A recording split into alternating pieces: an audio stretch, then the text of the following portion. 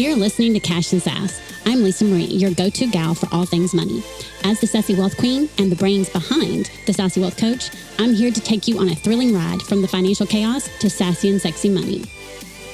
Welcome back to another episode of Cash and Sass. My name is Lisa Marie, and I am the brains behind the Sassy Wealth Coach and this podcast, Cash and Sass. And of course, I am known as the Sassy Wealth Queen. And with me today, I have Liz Wolfe, and she is a business coach, author, and speaker who coaches entrepreneurs to get unstuck so they can launch and grow an abundant business. She got her entrepreneurial start growing up on a sheep farm. I have so many questions. In Western Pennsylvania with her mother and two sisters. She later moved to NYC, where she created a successful computer consulting business with her husband, John. And eventually she transitioned out of technology business to coach business owners to develop an abundance mindset, my favorite subject. She recently launched a quiz on her website that helps you figure out whether you're wired for business success. Liz says that one of her greatest accomplishments is staying married to her husband for 27 years while running a business with him. Once aspiring to be a rock star, she now runs multiple bluegrass jams in New York City. Okay, I again have so many questions. You grew up on a sheep farm and then ended up going into technology, and now you teach about abundance mindset. So, which is my ultimate favorite conversation. And one of the things that you even talked about, though, in the forum is that money wasn't talked about growing up, that your father was very secretive. And, and you didn't know how to, okay, this shows mine and her age because I know what she means by balancing a checkbook. So for those of you that are younger than, I don't know, 40 something, way back when we actually had checkbooks that we wrote checks and we had to balance them. And that was the first way of managing money. I am old enough to know.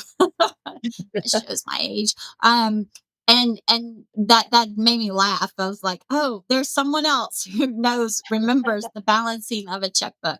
And so I'd love to know, um, when you have that type of mindset and that secretiveness, especially with women, um, for us, it affects us in the way we think about things, especially money. It shapes us, right? It shapes our direction. How did that shape you at first when you started thinking about money?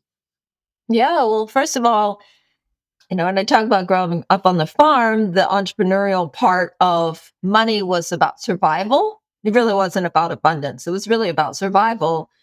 This was like the 70s when there was the oil crisis and different things. And we paid like $1.09 a gallon for oil. At that time, it was like, woo, so much. Now you'd be like, yeah, hope. Well, I to wish. pay $1.09. Yeah. I remember when gas was 89 cents, okay? And I fussed when it went up to $1.04, and I would give anything to pay $1.04. This was in the 80s for those that are too young to remember when it was 89 cents.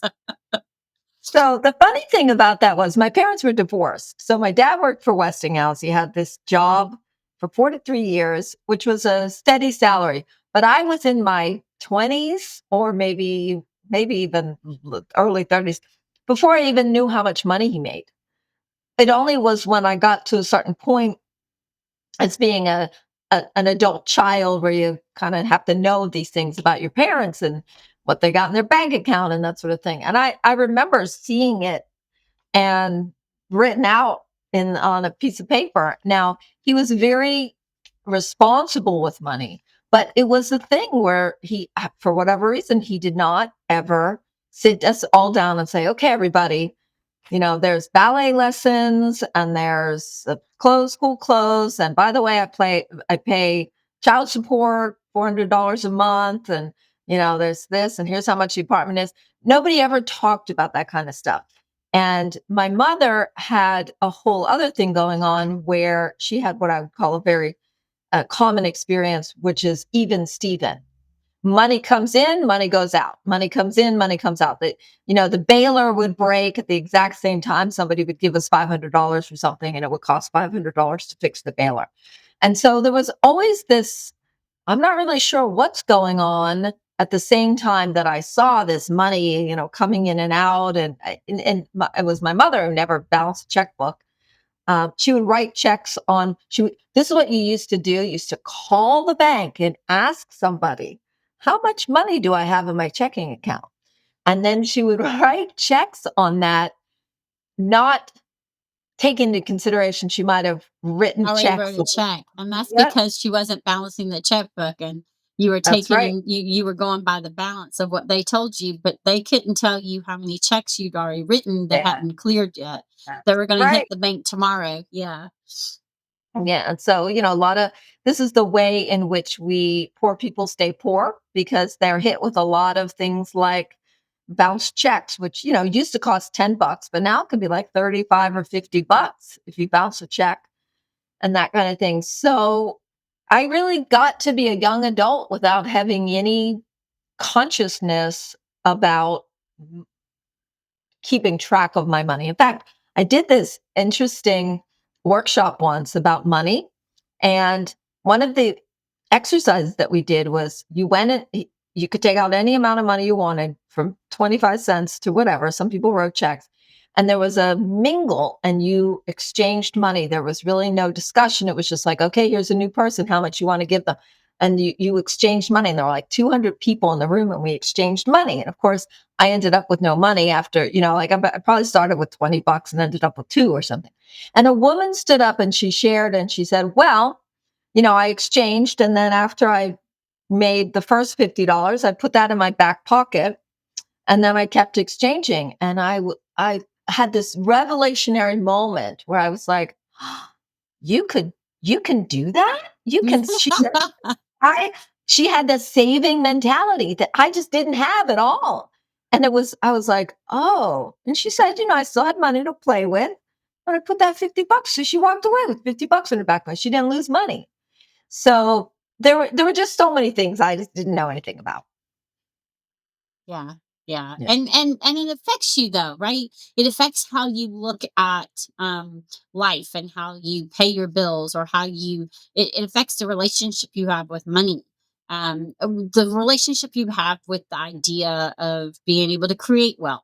Um, I tell people all the time, I didn't come from wealth. And for a long time, I was told if you don't marry, you didn't come from it, you don't marry into it, you're not going to ever have it.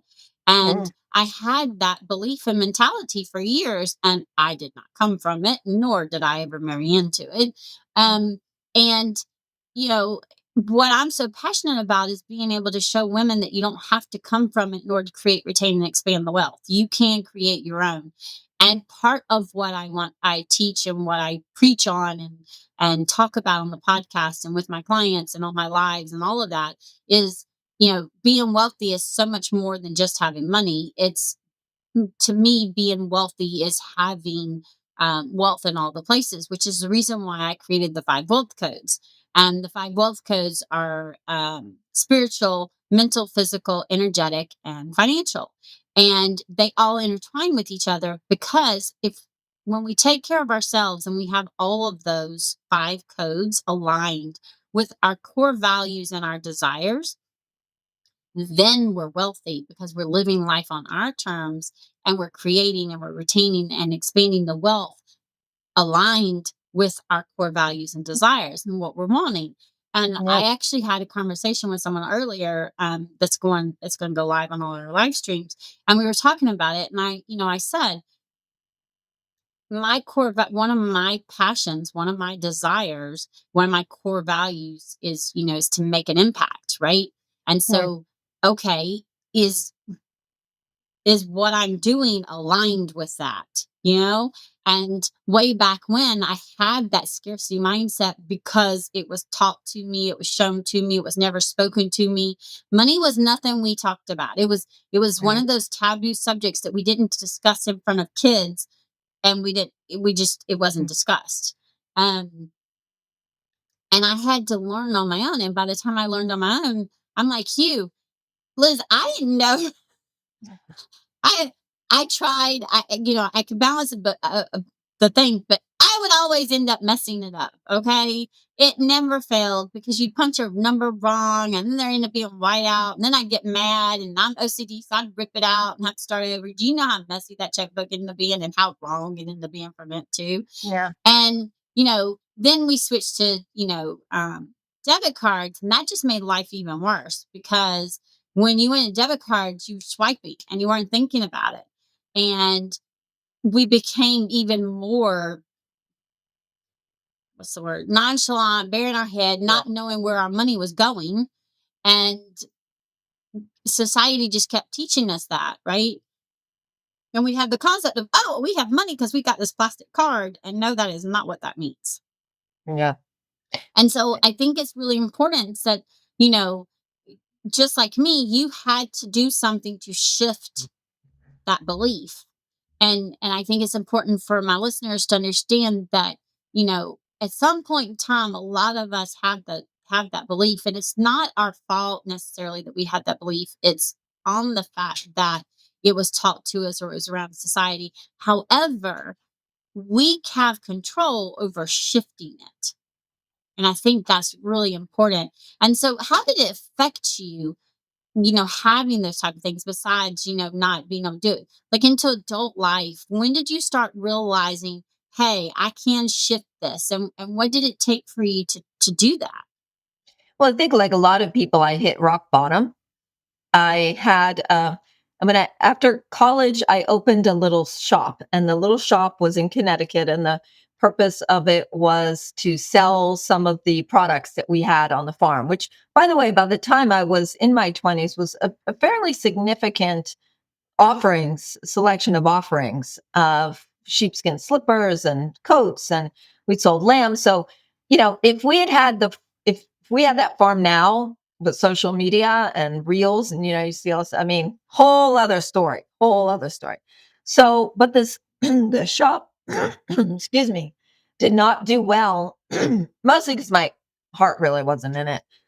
It was really my mother's thing, not really mine. And I was trying to save the farm, and I did make some money with it. But anyway, I decided to move to New York City. So I moved to New York City, still, pretty much broke, got a job for $14,000 a year, which was $1,000 less than a job I was offered. But actually, even then I had enough scruples. No, I'm not going to go work in some big, horrible New York City thing. And I ended up with a room that only cost me $176 a month. So I was managing, but that's what many, many of us do with our world and our finances, which is we're managing. But in an unconscious way, I wasn't I wasn't managing my money. I was just paycheck to paycheck kind of a thing. Mm-hmm. And there was a time at which I was just faced with the reality that I did not have any money left in the bank, and I didn't have the thing about being an entrepreneur is you can create money, but when you have a job, and again, today, maybe I would go do Postmates or something, but then there was like nothing that I could do to generate money. And I really needed, in those days, you needed a subway token to get on the subway. And I did not have any, and I could not go to work without money or a subway token. And I dug through every pocket of my coats and pants, and I found a subway token, one subway token. And I remember this rush of relief coming over me because I could go to work the next day. And that's when I realized, okay, this is crazy. As cold as I ever was growing up, because we didn't have money to buy oil, or as hard as I ever worked, or as embarrassed as I ever was with what we used to call flood pants, because the pants were not too, you grew out of them, that kind of stuff.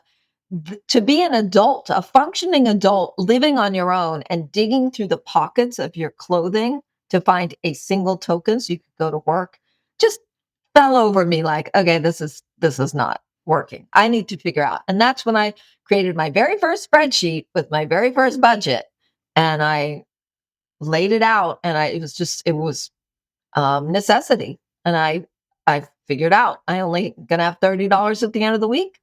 That's all I can spend for spending money. I watched it and I did it in ways my mother never did.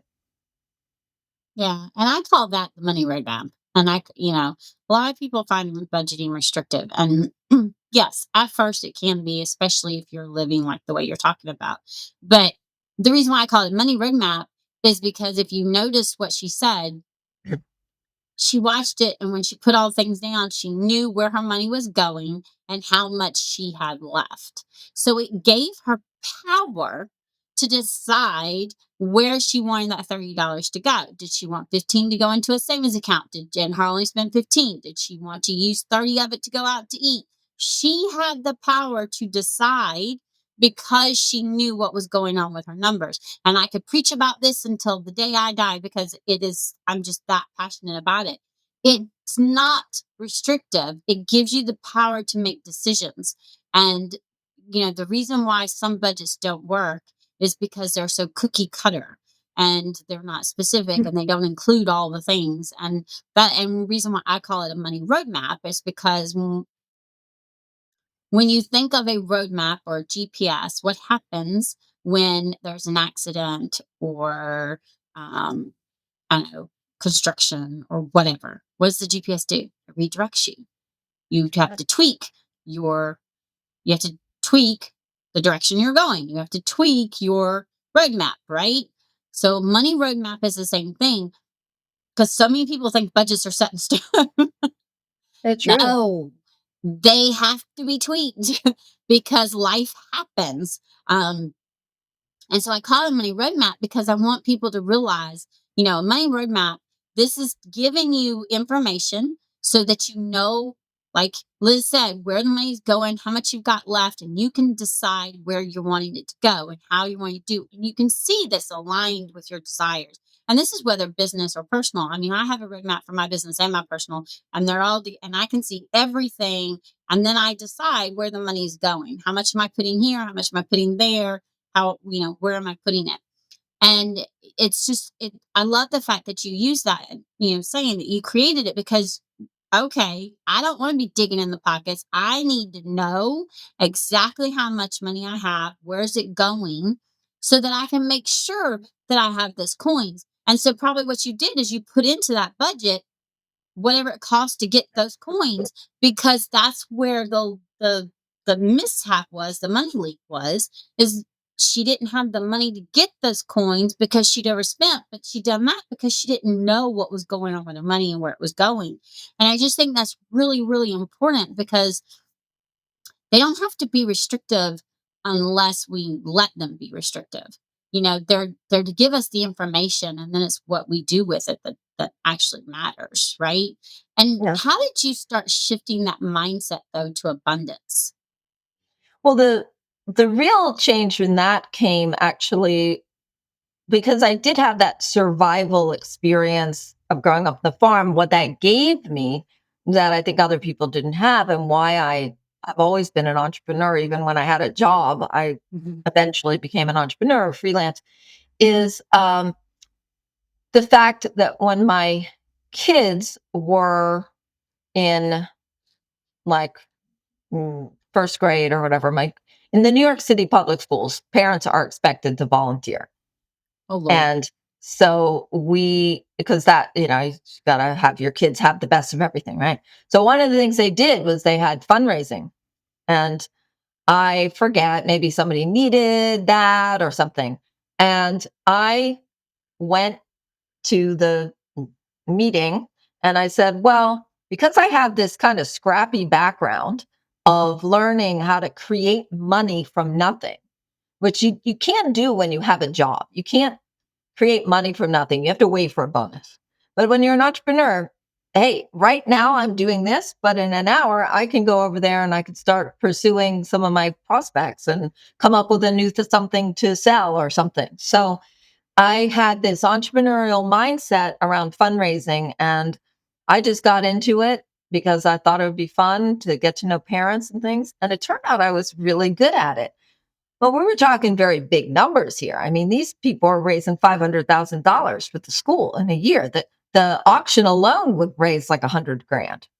Wow. So, that's a lot of what financial shifting your mindset is hanging around bigger numbers. Hmm.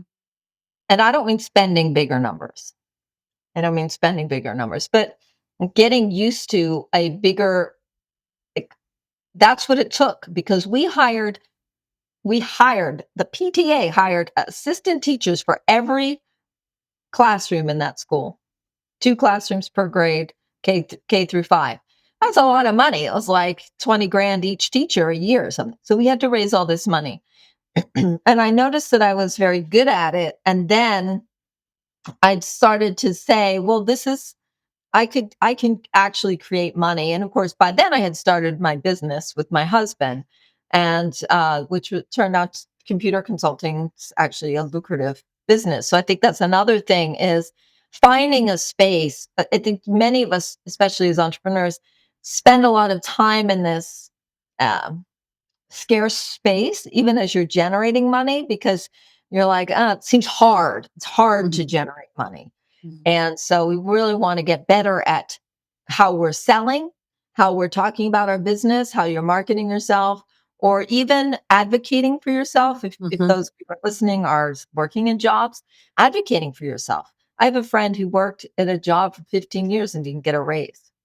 Well, if you're sitting around waiting for them to get you a raise, they're not going to do it. You got to advocate for yourself to do that. So, and so many ways, especially women, where we don't think we're qualified or we think we're an imposter or doing any of those things. So it was really getting involved with groups that were also raising and having a lot of money.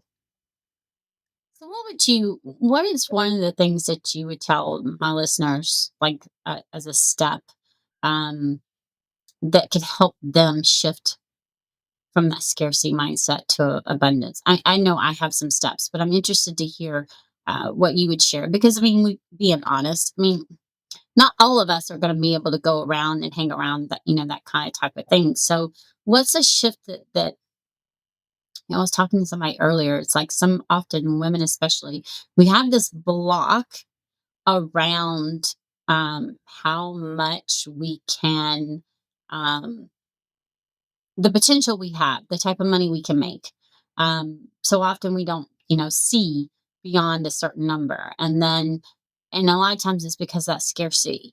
And Mhm. so I'm interested just to hear what's a couple of steps that you would recommend um, excuse me, um, for listeners to take to shift that mindset, right? To begin to shift it, because I want them to be able to walk away, with some ideas. And again, I have them, and I think it's important for someone who also teaches abundance mindset and who works with people to teach abundance mindset for you to also hear their suggestions. And here's why: there's more than one way. I'm just going to say it. There's more than one way to skin a cat. You heard that phrase, right? Yeah. What that phrase means is there's more than one way to do something. Because there is. My way is not the only way, and it's not the only correct way, and neither is Liz, and neither is the people I've interviewed before. It's what works for you. And I'm also going to say that some of the suggestions that me and Liz may have, and I'll say it again, I say this almost on every episode I do. Every new level brings a new devil. And what that means is every time you up level, you are going to have it. And I think it's even more so from eh, especially the ones who came from struggle. Okay. I Yeah. was on food stamps when I started my business, and I heard you'll never get off of food stamps since you got on them because I had to get on them right before I started my business. I heard I wasn't gonna make the money. I heard I would never get off the food stamps. Well, they don't know me, and when you tell me I'm never gonna do something, whether it's bad or good, I'm gonna end up doing it because you told me I would never do it. It's just that, a lot of times it's that grit and determination, not necessarily a good way to go about doing it, but it's the grit and determination. And every new level brings a new devil. So that person who thinks they're protecting you because you're about to up level, they're saying, "Oh, see, these aren't working, these aren't working." And so that's when you have to dig into that toolbox. And so I think it's really important for you to have more than just a couple of things. And so that's why Mm. I'm asking this is what sort of steps? What are things that they can do to shift that mindset and help them also when they're in that new level, new devil coming up, to bring them back to that abundance anytime, that scarcity tries to creep in? Yeah. Well, one thing a saying that I've heard from Wayne Dyer, if you're not familiar with him, he's worth looking up, Wayne Dyer. And he says, abundance is not what you acquire, it is what you tune into. And what I want everybody to know is that on some level, you are actually repelling, rejecting, conditionally receiving abundance. You may say, oh, yes, I want $1 million. But when somebody says, hey, do you want this, battered up car? And you're like, I don't want a battered up car. I need a car, but I don't want that battered up car, that kind of thing. So here are the steps that I tell people, my three, I call them keys, but there are 3 keys or 3 steps that you can do to create an abundant business and life. And I'll say what they are first, and I'll give you a little information about each one. So the first one is to ask powerfully. Second is to give wholeheartedly. And the third one is to receive graciously. So I will say that we have learned that the way to become wealthy and to have abundance in the culture says you have to work really hard, you get the right connections, be some sort of a respected expert, or like you heard, you either have to come from money or you have to marry into money, right? So if I didn't come from money and didn't marry into money, if I don't have those good connections, if I'm working really hard, but I'm not seeing that, or if I'm just starting out, then I feel like I sink into that abundance mindset because they're outside of the realm of your control. You cannot control. I mean, I guess you can control who you marry, but you can't control that did or didn't come from money. Actually, one guy once said to me, if you want to marry a rich person, hang around rich people. No joke. Okay, back to ask, give, and receive. So the thing about all those other things is you don't have control over them, actually. Like, what if you go to a networking event and you make a connection and the guy never reaches back? Whatever. So the 3 things you do have control over are these 3 actions. So first of all, you take a look in your life to say, where am I not asking? And that can be anywhere from not asking for a raise, or not getting more money from your client, or not asking for help, or not asking even for, it could be anything really. Mm-hmm. So I have a whole weekend workshop on this, just on these 3 things. So I'm just going to encapsulate it by saying we were taught that asking in general is rude and weak. You are weak if you ask. So the irony is that any person that is out there in the world that has something of what they want, they probably asked for it. It doesn't just, things don't randomly come to you. This is why I own 5 ukuleles and 3 guitars, because I asked for them when it was my birthday. That's what I wanted. So I asked for them. Okay, so when I say powerfully, I mean be specific about what you want. So many of us are like way too loosey-goosey in our vision, or we don't really know. You want to pick a number. You want to say a number. I can't tell you how many people I do a coaching session with. Well, I'll say, how much money do you want to make? And they have no idea. They haven't even thought about it. So you want to be specific, and you want to be asking the universe, and not some nebulous, I want to be joyful. Like, I want to know the number. Okay. That's asking powerfully. Now, you often say, and I almost mistakenly said, well, after you ask, the next thing is for you to receive. But actually, when you ask, you have to think of it like you put an order in on the internet. It's not going to show up at your doorstep immediately. Okay. You don't place an order on Amazon and then go run at the door. Although obviously in today's day and age, sometimes they deliver in an hour. But we don't want you standing at the door going, well, where is it? Well, where is it? Well, where is it? Well, where is it? So what the next action you take is you begin to look around and say, where can I give what it is that I want to receive? So that could be giving time, that could be giving money, that could be giving referrals, that could be giving supporting other people. And when I say wholeheartedly, I mean it like genuinely. Okay. And then the third thing is to receive graciously. And I just want everybody listening to know that receiving, we all receive very conditionally. And that even though you say, I want money, you actually are repelling money in many, many ways. So the graciously part comes about because it is with gratitude that you're receiving. And if you do those three things, then those are my steps. I love that though, because showing the gratitude is something I talk about. It's showing gratitude when we spend money, showing gratitude towards the money that you have. Because when you do that, you're opening up to, the universe that you want more, right? And that it goes back to what you focus on, you create more of. And I think that's just really, really important. Um, you have a free offer for my listeners. Can you please tell them what that is about, or what it is and what it's about, and how they can go and get it? And we will also make sure that all of this is in the show notes, just for everyone who's listening. Yeah, certainly. Well, I do have a quiz that is on my website, lizwolfcoaching.com. And in case you didn't get the joke, yes, I grew up on a sheep farm and my last name is Wolf. So, Yes, I caught the joke. Like I said, I had so many questions.